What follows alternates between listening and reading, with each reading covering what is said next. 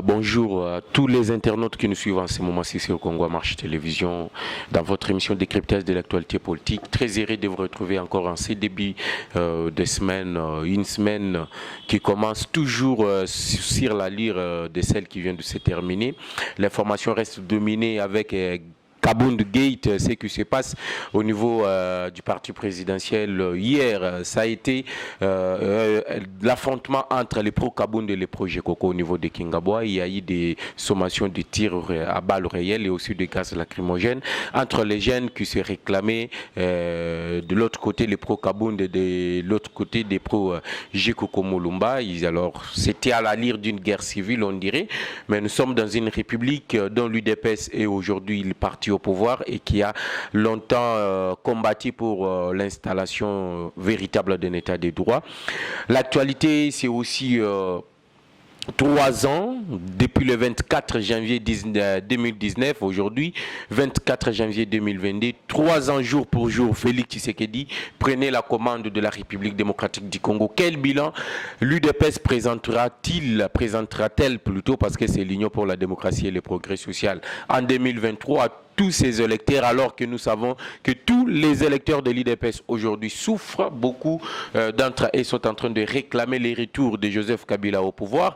Voilà la thématique que nous allons essayer un peu de parler avec le président historien que j'ai eu le réel plaisir d'ailleurs de le recevoir encore pour la deuxième fois dans votre émission décryptage de l'actualité politique sur Congo Marche Télévision. Pour tous ceux qui ne se sont encore pas abonnés, nous vous demandons de vous abonner massivement sur notre chaîne, car ici, vous ne serez jamais déçus. Alors, pour commencer notre émission de ce matin, j'aimerais souhaiter jovial anniversaire à Jackie Niemba, celle qui fête son anniversaire aujourd'hui. Aujourd'hui, c'est ton jour. Vraiment de bonnes choses, de meilleures choses pour la vie à toute ta famille et à tous ceux qui nous suivent également à l'intérieur du pays. Nous sommes des cœurs ensemble avec vous. Alors, si nous parlons le même langage avec le caméraman, j'aimerais déjà dire bonjour à mon invité, président historien. Mbotenayo. Mbote ndeko nangai journaliste. Boni santé. Santé zanango malamu par la grâce de Dieu avec Fachi Beton, tout ça ira. Tout ça ira avec Fachi Beton. L'obito côté à Kingabo. Qu'est-ce qui s'est passé réellement à Kingabo? Voilà, bon.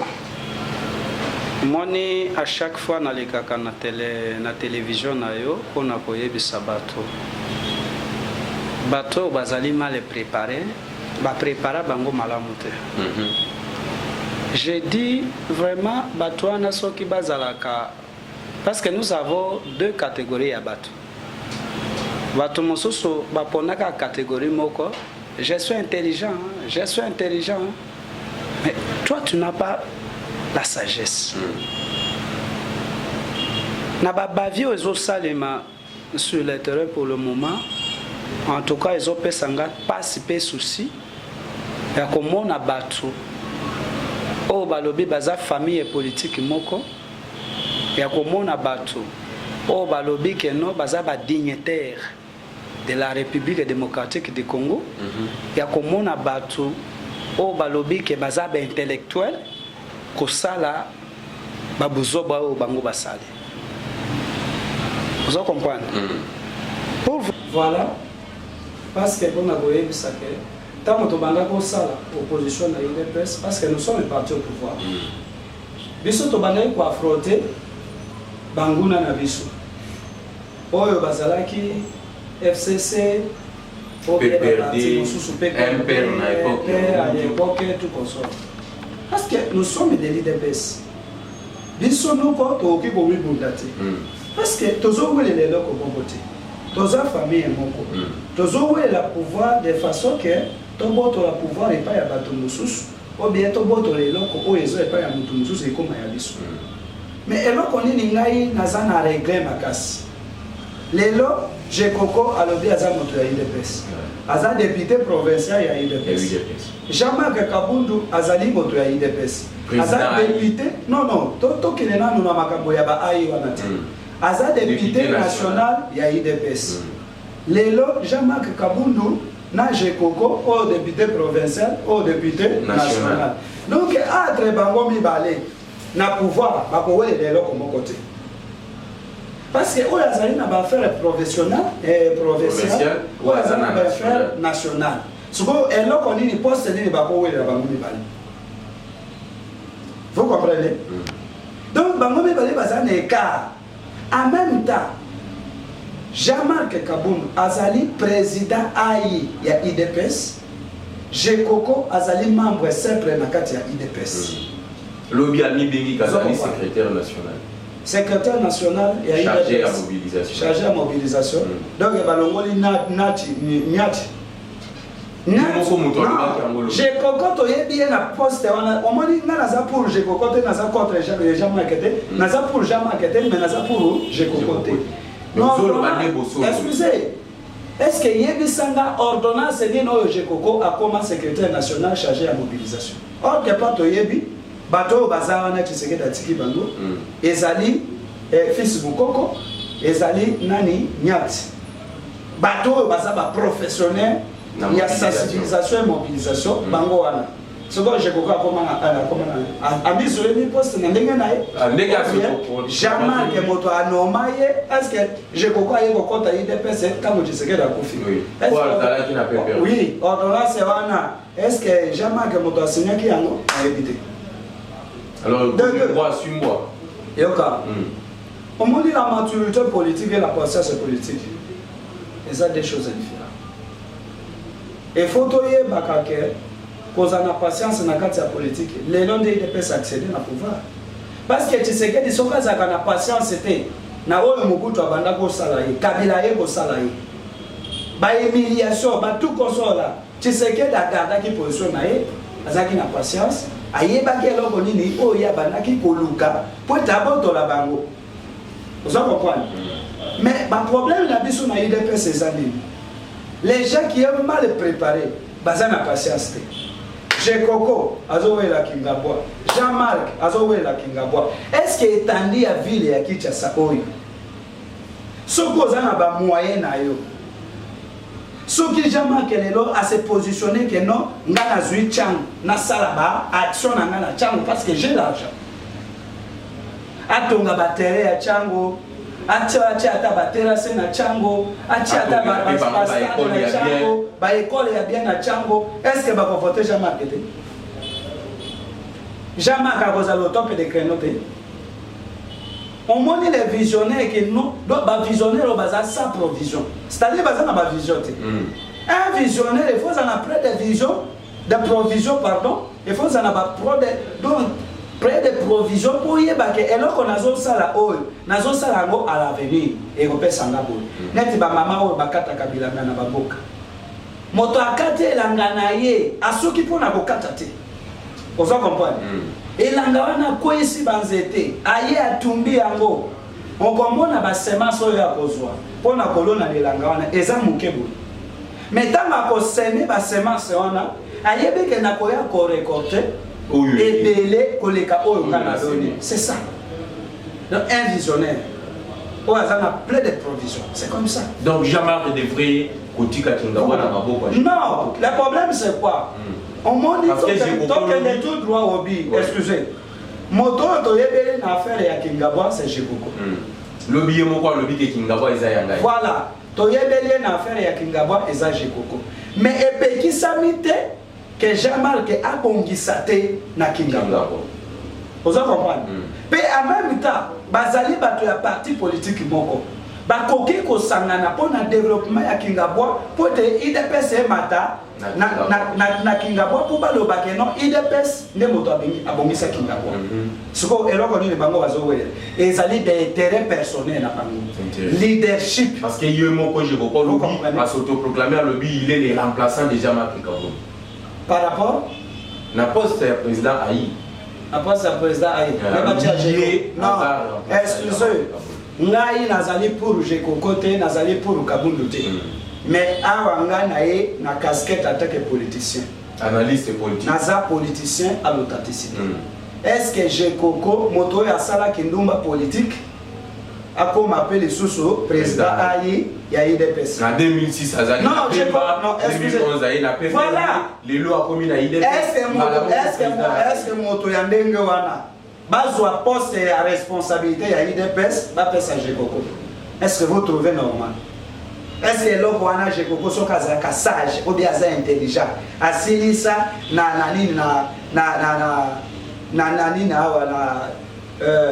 université technique ya bato babongisaka bato nevi. Est-ce que moto wana vraiment azama yele na ndenga azolo bawana que non azala président AI ya IDPS a remplacé Jean-Marc Kaboul? Donc on comprend que non, excusez.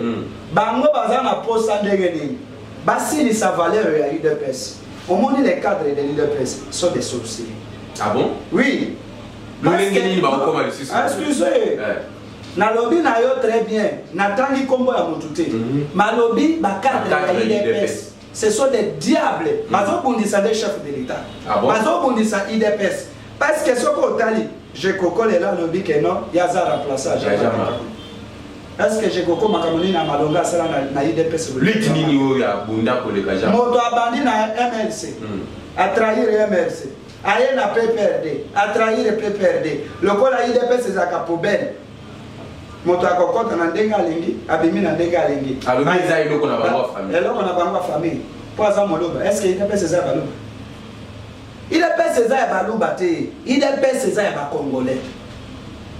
IDPS c'est ça ba congolais. Petit Tshisekedi dans visionnaire ya ba congolais.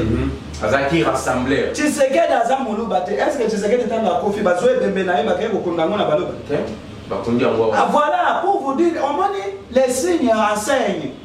Il y a des couilles politiques au baillé parce qu'il y a IDPS a comme un pouvoir. Les gens qu'on est dans un combattant à IDPS. Azaki combattant depuis quand?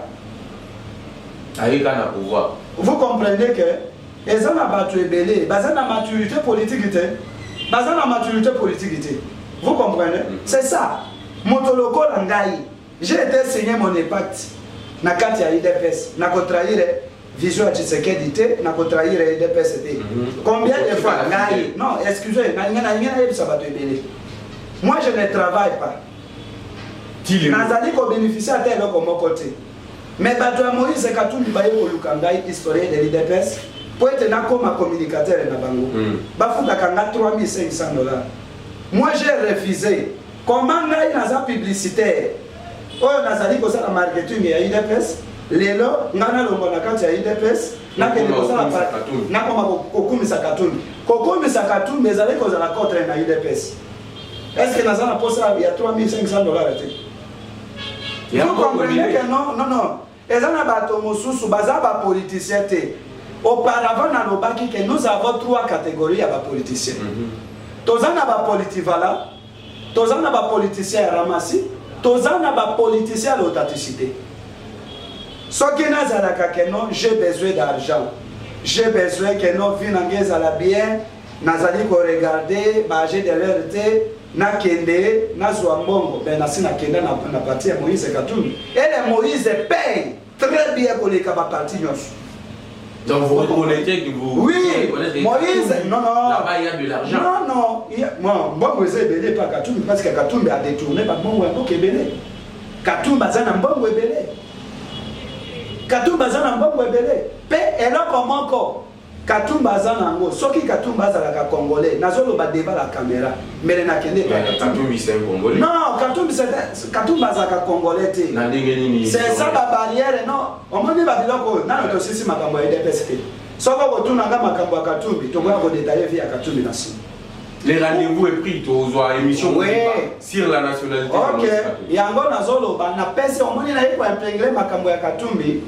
Na kati ya plateau oyo parce que Katumbi a na volonté ya kosunga ba membre na ye. Vous comprenez? C'est un parti voilà. Soki nazalaka ke non nazali pona mbongo pona vina ngai bonga pona ko trahir Tshisekedi mbele na komi communicateur ya Katumbi. Mais bato bazali ko s'agiter. Yo zalaki ki ndumba, ozali ndumba. Mobali pe ndumba zalaka. Moi c'est ya ndumba pe azali. Comment oya ko tala. Moi je les respecte hein. Nazali ko respecter ye azaje koko bo azam mona mboka tout consort c'est mon frère mais a débordé l'été parce que parce que aza dignité il y a au même cadre il y a UDPS. Il n'a pas l'exemple à prêcher. Non, un exemple il y a ça ni so kazo ça la publicité na na Kingabwa et à garder fief na ya bimaka député. Là ça va, je suis d'accord. À garder fief na ye pour te ba maman na ye ba bana voter parce que na Kingabwa bon asalima tout le monde ba œuvre ozala lokola bato moko te ke to nié bolamu ya bunengati maza dignité ya kozala cadre ya UDPS. Tant même les logements que Kaboundou a quitté UDPS. C'est-à-dire j'ai quoi ça la compétence. Donc pour vous, vaut mieux Kaboundou que Jekoko. Non, na lobby vous mieux te. Naza pour Kaboundou te, nazali contre Kaboundou te. Vous comprenez ngai tango na yaka moi je suis pas un aramassi politique te. Moi j'ai défendu rien que UDPS et Félix Tshisekedi. Vous comprenez? C'est ça que Batouana ba yeko séparer. Pour être babimisa chef de l'État, Mabé devant le peuple congolais. Vous comprenez? Même en parti, au Kendekuna, les combattants bazo salati. Même en ligne, les combattants sont des combattants. Mais ceux qui sont au Congo, ce sont des Congolais, le peuple souffre encore. Parce que Batouana bazana Dieu na bango bazo sala. Vous comprenez? Ngai na lobby, ceux qui kabunda ko kende na UDPS, akende na entourage na yenyoso. Mais ce qui est un entourage, pour ma partie madame. Donc si Kabound reste, parti madame. Mais ce que moi je te dis, est-ce que je suis clair Nazoloba? Je défends chef de l'État Nicolas Kazadi et ainsi de suite. Vous comprenez Ngana Lobi Nazo soutenir chef de l'État na UDPS. Donc parce que je suis UDPS. Et rien que UDPS. Oyebi Batouana, bazana ba agenda na bango caché. Les autres ont encore publicité Kaboundou. Mais derrière Kaboundou, ils ont réseau mobile. Ils ont réseau mobile. Réseau mobile, oui, excusez-moi. Tant que Balobi, oh, Ben Laden a Koufi. Est-ce que les réseau Ben Laden a sonné Babouma? Al-Qaïda est Koufate. Est-ce qu'ils ont ça les matériaux terroristes? C'est ça. Sauf que Kaboundou, les lots qui non, Azali. Terroriste na kati ya UDPS, c'est-à-dire azana raison na ye mobile réseau ezali. C'est-à-dire les soins qui bolingi bo déloger bango, ko délocaliser bango. Et faut na raison na ye nyonso bake. Na ye moko Kaboundou. OK.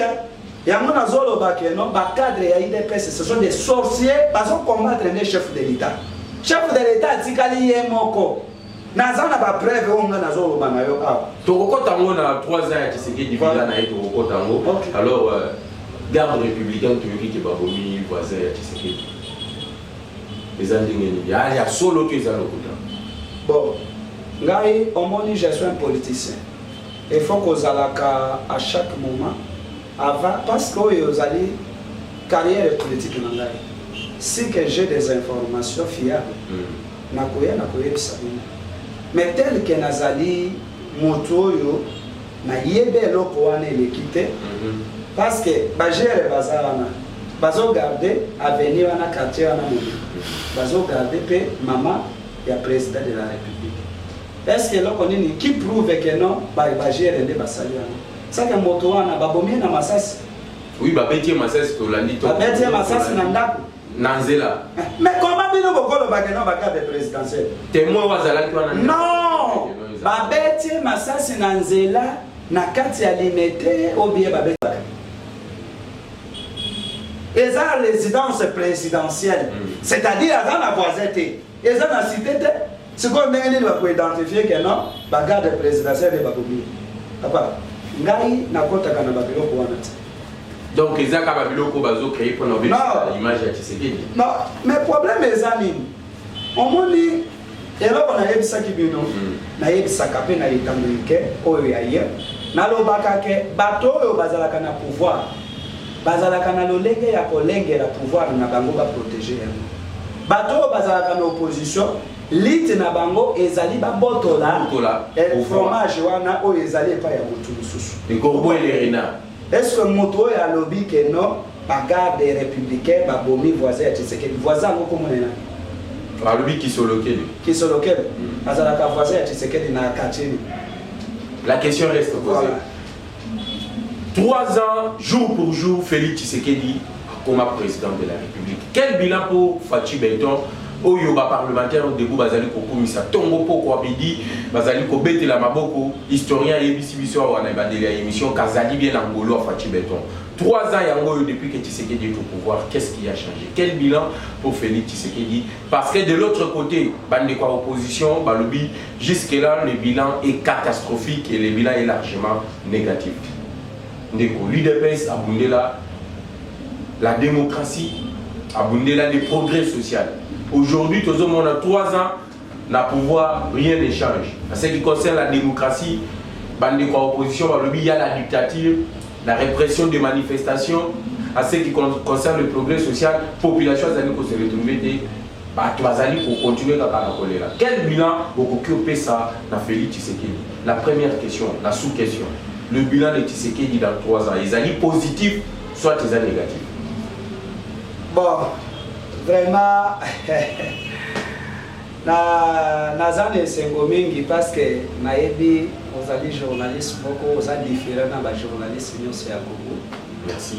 Parce que ozolakisa professionnalisme na yo ya ki journaliste oza mutu moko ozali ni contre ni pour. Donc eloko nasepelaka na yango wana. Merci beaucoup. Pour na makambo oyo tuninga pour na bilan ya chef de l'État, ils sont négatifs et tout positif. Je te dis, ils sont positifs pendant 3 ans. Donc, omoni na mboka oyo na yebi ke ezalaki mboka moko ezalaki dirigé na l'étranger. Depuis au sommet ya mboka oyo tolongola na Kasavubu na Kabila le père oyo ayaki quelques temps.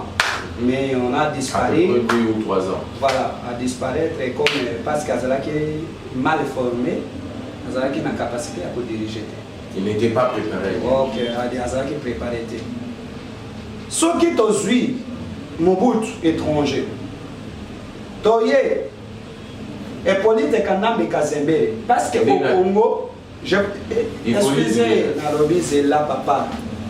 Omoni bato bazolo babiloba loba bayebi na bango eloko bazoloba na lobi bien en dehors ya Kasavubu en dehors ya Kabila le père ba oyo ba dirija Congo oyo bazalaki ba congolais Kasavubu bazalaki 50-50 Kabila le père azalaki 100 Kasavubu 50-50 oui parce que non je te dis clairement, Kasavubu, pour ceux qui n'ont pas 50-50, Azaki de Midaka, parce que maman naye Azaki congolaise, papa naye Azaki étranger.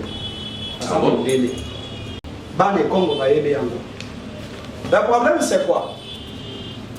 Kabila le père c'était un Congolais, d'origine, de père et de mère. Azaki Mouloubakat. Katangé d'origine. Katangé d'origine. Dans une Mobutu Rwandais, Outou. Ah bon?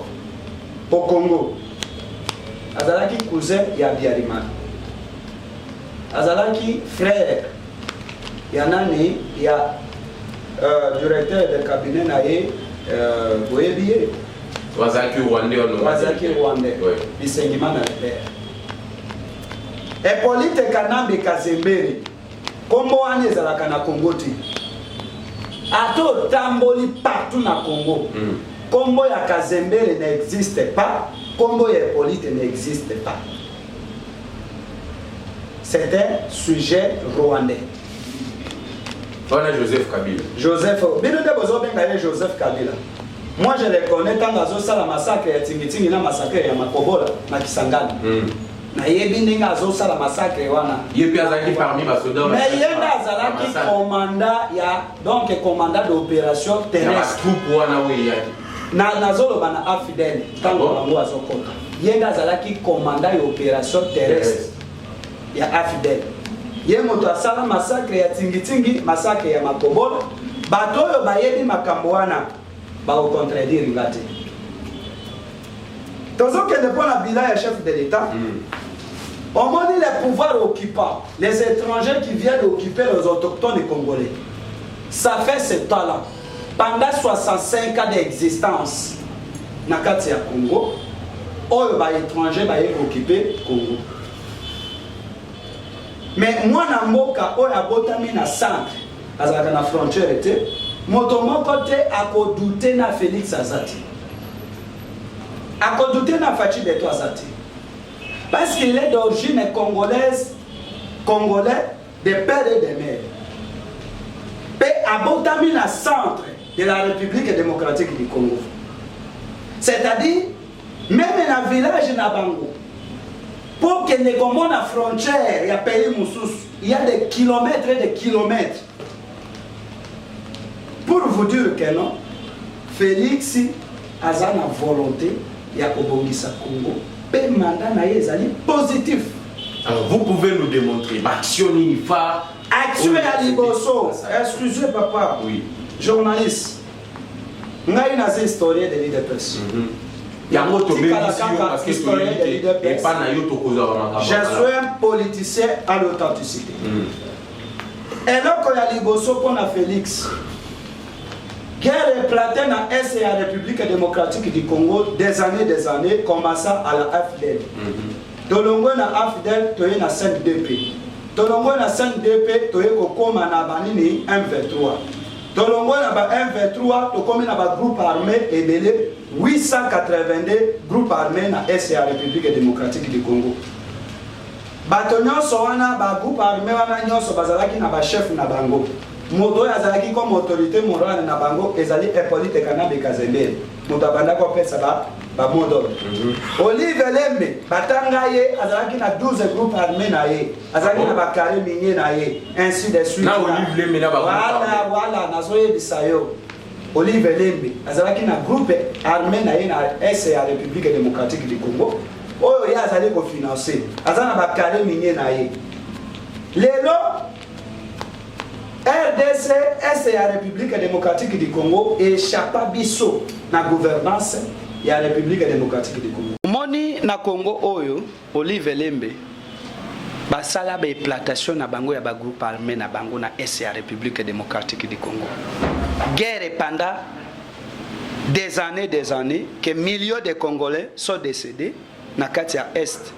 Lelo Félix a fait état de siège na kokota na pouvoir alobaki na biso s'il s'agit de mourir je vais mourir pour l'intérêt de la République démocratique du Congo pour te kimie kota na Est bato wana babanda ko lobaki non état de siège ezo sala le côté état de siège baloba lisusu po boye ba récite ya liboso yango wana sécurité côté na Est ya République démocratique du Congo est-ce que non nana kufi boye bisangai soki bakufa ka Top Congo azali chaîne ya Joseph Kabila ya kodia Top Congo nazolo banayo ke Top Congo ezali chaîne ya Joseph Kabila Télé 50 ezali chaîne ya Joseph Kabila ozona nanga bien je vous affirme Top Congo ezali chaîne ya Joseph Kabila Christian Lusako noté non Christian Lusako azali simple travailleur Netija Marika et bon moi Jean-Marie Samba est-ce qu'il y a un décolo Télé 50.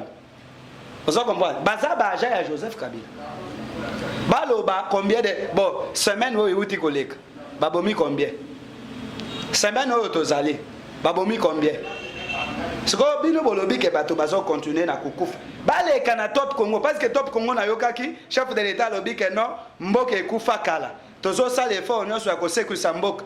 Même Christian Lusako azoloba ke non na regretter la parole du chef de l'État. Est-ce qu'il y a une information que le chef de l'État? Il y a la publicité contre le pouvoir de Félix Tshisekedi. Top Congo. Mais je te dis, mon frère, Top Congo, qui prince, il y a pouvoir en place de Joseph Kabila. Top Congo qui a espionné le chef de l'État dans le voyage, pour taper sa information et pas Kabila. Yango Christian Tambola ta place tout ici. Mais nazolo banayo azali aja ya ANR ya Joseph Kabila. Je te dis. Nazali moto ya IDPS, nazali membre ya IDPS. Oyo to yebi eza nyonso to ya ko yebisa binu te. Tshisekedi eloko ezali ko sala azo contre bato ebele parce que azana corps moko mutema munene. Soki ezalaka moto lokola ngai na kota mwana je suis aujourd'hui que je suis chef de l'état na kota mwana Top Congo na prince na ngata na kota mwana na yete est-ce que yo so yoka Top Congo asala publicité ya malamu pour na président de la République ou bien pour na pouvoir en place rien non c'est à Kamabe vous comprendre Rien. Alors, ceux qui ont la mabé, non. Pour na koyebisa yo ke, na lobaki na yo auparavant ke, omoni banguna. Tango yo pambwami, bazalaka na ide kaka yo kweya. Po bango baseka yo malamu. Ozo comprendre? Bilan ya chef de l'État, il est positif. Et là, il y a liboso guerre ya Est. L'Ero Est est Kimia et Koti. Donc, guerre est platée pendant 30 ans. Mais l'élo, biso toye na 3 ans. Donc, moins de 3 ans, Kimia et Koti. Attends, Kimia et Koti, tout étendu à STT. Mais tozana à 98%. 102%. Il y a réussite, il y a paix. Parce que les autres hommes, maman bazo kende bilanga bazo kata bazo tumba makala et ainsi de suite là. Chef de l'État aye bakangi banganga. Oyo babandaki kosala ete guerre ya Est ezala poursuivi. Banga nganga wana azolo bakeno. Ze moto yazo sa makambo yo bazana Kinshasa. Ngai inde moto nazo sala nyoso bobo mangai te. Bobino nyoso bomona bomoni yango na bilili. Est-ce que top Congo publicité loko wana? Mais pourquoi bato bazana Kinshasa bakangi bangote ba otu bazo sala? Non, le problème c'est quoi mon frère? Tozana filet. Donc bobo kinde filet. Nalobi Kinshasa eza filet. Ba obima wapi? Ba obima wapi? Omoni nzete alifaki. Ngai naza villageois, nakoli na village. Eza na nzete moko, eza na ba racine belé. Azo bwaka, okomona racine mususu eketi kuna akeko bwaka. Nzete wana soko lingo okata ye. Omona ba racine wana elekio na mulai. Mususu ebuye. Eza lokola moto azotia ba garde fou na ye. Ozo comprendre. Bo sikoyo po kata nzete wana bien, il faut banda ko déraciner ba racine wana. Nzete wana ezaka na makase ebele likolo. Ozo comprendre? Siko tango déraciner ba racine na ye papa esili. Etika na racine principale. Tango kaka mupepe koya. Lokola azaka trop chargé. Omoni mupepe. Pa azana ba kase ebele, azana ba feuille ebele. Tango kaka mupepe koya, mupepe yango moko ekotindika yango. Avaka yo kata racine principale wana. Yango moko ekoye. Yango moko ekoye. Biso tomona ki kenona ki chasawa bako échapper biso te pe bako échapper Fatou Betote. Et faut to tia barrière kuna na est to yeba stratégie na bango esika bazwaka babenga kango na terme militaire. Ezali base arrière na bango ezalaki kuna. Lokola base arrière na bango ezalaki kuna pour te to bloquer bango. To boto la base arrière. Pour te baya ko ravitailler bango lisusu te. Il faut contrôler base arrière. Bato bazana kati awa ba okufa na nzala obie ba ko déposer ba arme na bango. Vous comprenez? Yango nazolo bana ba combattant, nazolo bana opinion internationale et nationale. Félix aza plus que aza politicien mais aza plus que politicien. Vous comprenez? Donc c'est un prophète. Alors deuxième action à Tshisekedi, Nabila. Nabila naye deuxième action à Tshisekedi. Ndenga sali musala omoni na régie financière. Congo tozalaki na budget annexe était. Mais lelo Congo ekomi na budget annexe. Vous comprenez? Budget annexe oyo Congo lelo. Congo ekomi kolobama partout dans le monde. Oyo lelo Kazadi mwana mboka abimi le il faut qu'on précise. Nicolas Kazadi, ministre ya finance. Donc, Azali Mundele na poso mwindo. Ah bon? Parce que Nicolas Kazadi lelo, pour la deuxième action à chef de l'État, Matela, a coûté combien? Ba réserve stratégique ezala quitté. Mais à cause de Nicolas Kazadi, na chef Gilles Alengeti, coup de chapeau, papa. Historien de l'IDPS. Nazolo banayo Nicolas Kazadi Gilles Alengeti coup de chapeau na bango. Omoni Gilles Alengeti. Azana problème parce que azana ba communicateur ya malamu te. Soka zui batoloko la ba historien de l'IDPS. Tokola qui sa combien de fois qu'il est très fort. Bato ba continue na service à communication à Gilles Alengeti. Ba publicité kayeta. Basala kamusala na ba. Basala kelo comme côté. Bazoli akambongo. Bazoli akambongo ba communicateur. Mais le véritable communicateur n'est pas historien boy. Vous comprenez? Nicolas Kazadi nana zo sele publicité. Vous comprenez? Tel que motoazo sala malamu, il faut qu'on valorise misala na yepo taza na courage. Il y a qu'on continue na musala wana. To décourager été. To encourager. C'est comme ça. Talananu, Matela, oh Nicolas Kazadina Lengeti Baye Kotombola. Donc ba réserve stratégique. Lelo ba ministre na ba ministre au Baleka, ba sale l'autre côté, mais to komina 3-4 milliards pour quelque de choses. Oh, to ki ko defa mbongo le susu libandate. Cheli jelo. Oh, ya son chef de l'État zo là c'est 145 territoires. Ils ont financé par les propres moyens. Récoltés par les Ils ont Abidjan Noël était. Ils ont dans la réserve stratégique. Oh, Nicolas Kazada Tongoli. Va débloquer 145 millions de dollars pour financer chaque territoire. Donc, financement, au Tozo Bengaye Avagou, au bien premier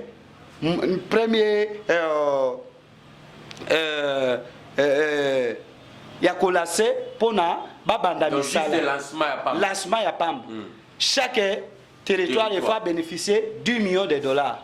Il faut batonga bopito, batonga ba aéroport, batonga banzela, ba école, vous en comprenez? Bachela bato ba mai. Donc moto ya koza na intérieur, a oki ko envier kinoate. Akwambie nene soki alingi aya awa azu avio aye azu mutuka aye avio pe ekita nango ozomona chef de l'état pe recite ya chef de l'état et recite les sources banda mokile banda ba étudiant batikali kozana ba transport propre na bango te ozomona chef de l'état mais bido bazolo ba chef de l'état manda na ye po bilan na ye Oya Sali pendant 3 ans. Positif, presque positif. Alors pour Nayo et l'autre comme na régime à Tshisekedi des autres. Et l'autre comme abe, toko le balé. Aram mes années. Population. Dans la même na poto, bofuta que internet papa. Banda be réseaux cellulaires kota na Congo. Est-ce que bofuta quand même? Bofuta kate? Na poto internet est gratuit. Mais chaque effet du mot qu'il faut foutre yango. Mais basali stratégie moko ezali palpable de façon que Congolais tozana misalate. Pour baya ko facturer yo pendant une année ou bien pendant effet du mois. Bazo benda yo quelque chose. Même biso to travail kate, ara mekata kabiso. Mais et si kanyo so administration ezali ndemboka wana etambolaka. Ba Congolais balinga administration te. Siko bogosa la budget mboka ndenge ni. Pona ngai na lobi te ke arame eza mabe na lobi bongo te. Mais na lobi mboka nyonso administration ezali taxe ezali impôt ezali. Comment yo za na kati ya mboko olingi kofuta impôt te. Olingi kofuta taxe te. Mais eloko moko koki koyebisa ngai na gouvernement ya Tshisekedi oyo toki kopesa ke batoba babongola mitema na bango bato balingi ko continuer kana système mobutisme système kabiliste mais Tshisekedi aye ke no botika système tokene na ndenge ya malamu pote mboka e développer mais changement ekota kambala moko te malembe ba congolais wana ba ko comprendre on va comprendre Tshisekedi azali papa azali enseignant azali disciplinaire te. Au moins enseignant tango aza enseigner mwana. Soka moni ke matière komi makasi adozaka mwa muke de façon que ayena ko seka pour soit azobina de façon que bana ba seka pour te ba conserver matière malam. C'est ça. Donc le mandat chef de l'État est positif. Pour Nangai est positif. Très largement positif. Congo marche au souka wana te tokoluka ba et communicateur rebelle UDPS pe bao ya opposition ba ya copier sa bilan Félix Tshisekedi. Selon le président historien de l'UDPS Alobi, le bilan de Félix Tshisekedi est largement positif. Pe Boyoki, comment il a défendu le bilan en démontrant insécurité à l'est au Salaki plus de 30 ans aujourd'hui à Kalmi et Koti, il vous a donné ici bilan il y a Félix Tshisekedi à ce qui concerne les finances avec le ministre, l'excellence Nicolas Kazadi, comment aujourd'hui le réserve stratégique, le réserve d'échange, et voire même le budget de la République démocratique du Congo pour la première fois, tous un budget à 10 milliards de dollars. Vous avez compris comment il a défendu na Makambo Etali, étudiant, campus ya Unikin, donc Makambo Belé, Oyo, le président Tshisekedi Aoucho Sala. Alors, historien de l'IDPS, moi, Lilobasouka, mon numéro de contact, au bande de contacter avant de se séparer. Bon, Liloba Suka, on a oki koloba. Nazali Kosenga honorable Nicolas Kazadi à s'attacher na vision à chef de l'État, à son chef de l'État. Makas, parce que tu peux soutenir Yépe Makas. Parce que au moins Nicolas Kazadi na lengeti. Baza batumoko, baza ba héros. Donc, baza batumoko, il faut qu'on valoriser bango Makas. Parce que misala bazo sala. Omani Congo oyo ekoma lokola poto. Ba mindele bakoya koluka musala na Congo. Parce que chef de l'État vision azanango na Nicolas Kazadi na Gilles Alengeti. Bazana vision moko oyo ba monani que non ce sont des responsables. Oyo bako komisa Congo pays émergent. Oyo toyoka ki ba miyibi mususu na 2011 azolo bakeno na komisa Congo pays émergent. Mais ba cheye ba mekie na directeur ya chef de l'État a détourné mbongo ebele yewana zana poto malati. Donc bato bako komisa Congo émergent eza Nicolas Kazadi ezali Alengeti ezali chef de l'État. Yango liloba nanga ya suka yango wana numéro nanga boyebi historien de l'IDPS ezali plus 243 84 13 68 561 eza numéro bobengi la kangai biso tokolembate combattante au bozana extérieur au bozana kati awa boyeba que les parlementaires debout souffrent jusqu'à aujourd'hui ba parlementaires debout ndenge nazolo banabino awa lokola nalingi musala ne na ye koloba mais je suis malade parce que nazolo banazui malade oyo pona musala nazosala chaque jour koloba miliki ezate transport ezate eloko akoli ezate mais nous avons obligé ya ko défendre chef de l'État. Nous avons obligé ya ko défendre IDPS. Nous avons obligé ya ko valoriser misala ya mokonza mboka. Eza musala to signaki parce que pacte nanga na IDPS, moi je ne peux pas trahir l'IDPS. Donc nazali proté pro Kingandi. Je pense na lobaki que non ba cadre ya IDPS ce sont des sorciers. Tokoya ko développer yango. Soki ba pesinga minute na ko développer mais soki mukolo mosusu tokoya ko lobela makambo wana parce que soutenons chef de l'État vendre Fachi, vendre et consommer les pe soutenons Gilles Alengeti, vendre Gilles Alengeti, publicité les et si kanyon so président parlementaire debout Azali, vendre Nicolas Kazadi, publicité Nicolas Kazadi, consommer les parce que bangone baza na vision ya kosunga chef de l'État na vision na ye pe na mandat Oyekoya na 2023. Merci beaucoup. Ça n'est fini avec ces numéros de décryptage de l'actualité politique. Les rendez-vous est pris. Na Oyambelabino président historien pour na obeta nationalité à Moïse Katumbi et puis kobeta pourquoi à Outio Lobakeno les cadres de l'IDPS sont les sorciers. Les rendez-vous est pris sur Congo Marche Télévision. C'est un plaisir pour moi de recevoir un grand communicateur, un combattant de longue date au sein de l'IDPS Batoyo. En dehors de Nicolas Kazadi, société. C'était un serviteur de Dieu. Ah bon? Parce que Fachi, Azali Jésus, il y a un prophète. Nicolas est le serviteur de Fachi. Oui. Jésus, c'est Fachi Beto. Vous comprenez? Et Nicolas est apôtre. Azali, apôtre Pierre. Voilà. Donc, selon le président historien, Nicolas Kazadi n'est pas comme les autres sorciers. Cadre de l'UDPS, Nicolas Kazadi est apôtre Pierre qui doit servir fidèlement le président Tshisekedi qui est, selon lui, Jésus-Christ. Plus de 143, 81, 717, 11, 97, plus de 143, 81, 717, 11, 97. C'est notre numéro de contact. On se retrouve à la prochaine occasion sur la même chaîne, à la même heure, avec le même plaisir. Ciao.